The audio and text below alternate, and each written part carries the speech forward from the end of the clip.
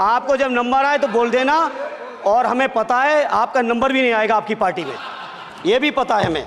सभापति महोदय, मुझे कहने में कोई संकोच नहीं, ये जो बीजेपी की एनडीए की सरकार है, ये सरकार पूरी तरह से गरीब विरोधी, किसान विरोधी, नौजवान विरोधी, बुनकर विरोधी, छात्र विरोधी, दलित विरोधी, पिछड़ा विरोधी, मजदूर विरोधी, जितनी भी अगर उपाधियां दी जाएंगी सभापति महोदय वो कम हैं। और मैं कोई राजनीतिक भाषण नहीं दे रहा हूं, मैं उदाहरण सहित, आपको जब नंबर आए तो बोल देना, और हमें पता है आपका नंबर भी नहीं आएगा आपकी पार्टी में, ये भी पता है हमें। सभापति महोदय, श्रद्धेय नेताजी ने हमेशा कहा है कि चुनाव में या जनता के बीच किया हुआ वादा अगर आप पूरा नहीं करते हैं तो वो भी एक सबसे बड़ा भ्रष्टाचार है, और उस भ्रष्टाचार में अगर किसी ने वर्ल्ड रिकॉर्ड बनाया है तो बीजेपी की और एनडीए की सरकार ने बनाया है। सभापति महोदय, 2014 के चुनाव के समय प्रधानमंत्री जी ने वादे किए कि 2 करोड़ रोजगार हर साल मिलेंगे। स्वामीनाथन जी, जिनको भारत रत्न दिया है, सरकार को मैं धन्यवाद देता हूं, लेकिन वो धन्यवाद अधूरा है जब तक उनकी सिफारिशों को नहीं मानते हो।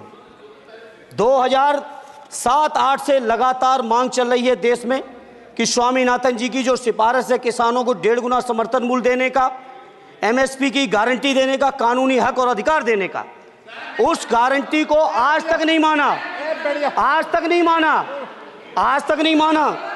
स्वामीनाथन जी को आज तक नहीं माना।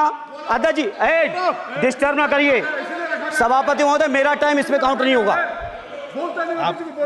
आप इधर, अरे यार, इसे जीता है तो ज्यादा ना बोलो, मालूम है कितने बड़े तीरंदाज हो। इधर चलो।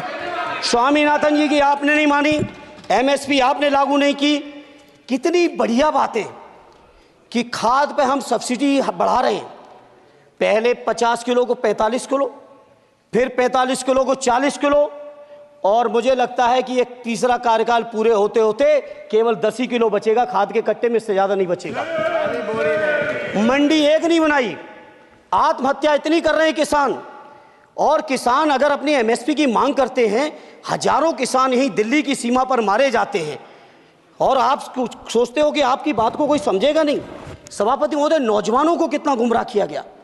नौजवानों से कह दिया गया हर साल 2 करोड़ रोजगार। मैं आज सवाल पूछता हूं अपने नौजवानों की ओर से, बताएं भारतीय जनता पार्टी के लोग, सरकार में बैठे लोग, 10 साल आपने राज कर लिया है, आखिर 20 करोड़ नौजवानों को रोजगार कहां है? अरे छोड़िए यार, अबे कोई नोटिस नहीं लेता तुम्हें, छोड़ो, कोई नोटिस नहीं लेगा तुम्हें। 20 करोड़ नौजवान के रोजगार का हिसाब कहां है? आज 11वें बजट में जब याद आई तो वो भी ट्रेनिंग की बात करते हो। मैं कहना चाहता हूं, आईआईएम, आईआईटी के नौजवानों को रोजगार नहीं दे पा रहे हो। आप सोच रहे हो इंटर्नशिप के इस छोटे से सुगूफे से नौजवान खुश होंगे? देश के नौजवान खुश होने वाले नहीं है। सभापति महोदय, शिक्षा के मसले पर लगातार बजट घटाया जा रहा है, लगातार सरकारी शिक्षा कम की जा रही है, और ये बीजेपी की सरकार की लगातार प्रयास है कि नौजवान शिक्षित होंगे तो सवाल पूछेंगे। देश की जेएनयू से लेके, बीएचयू से लेके, एमयू से लेके जितने बड़े संस्थान हैं, सारे संस्थानों को बर्बाद कर दिया है। एक भी दलित, एक भी पिछड़े, कहीं आपका वाइस चांसलर नहीं है। लगातार जितने भी आपके professor, associate professor, assistant professor की नियुक्तियों में आरएसएस का जब तक कोई फंडामेंटल कोर्स नहीं करेगा, बेसिक कोर्स, तब तक उसकी नियुक्ति नहीं होगी। आप क्या सोच रहे हो, देश नहीं देख रहा है नौजवान?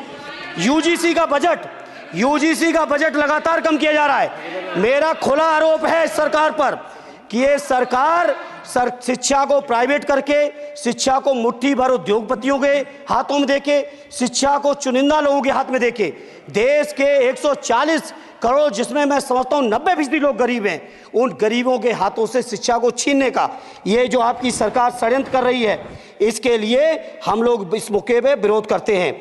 लगातार फीस बढ़ा रहे हैं, शिक्षकों की कमी है, रोजगार आप दे नहीं पा रहे हो, सामाजिक असमानता।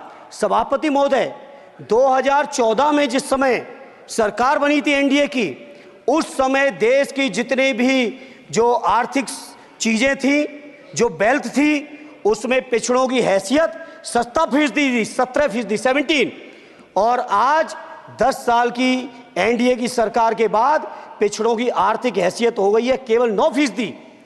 मैं कहना चाहता हूं चुनौती के साथ, वित्त मंत्री अपने जवाब में बता दें, अनुसूचित जनजाति का एक भी व्यक्ति देश में अरबपति हो तो बता दूं, एक भी अरबपति हो तो बता दूं, एक भी दलित को अरबपति आपने बना दिया हो तो बता दो, एक भी पिछड़े को बना दिया हो तो बता दो। आप जवाब में दे देना, आप डेटा दे देना, आप डेटा दे देना, हमारी दबाव नहीं रुकेगी।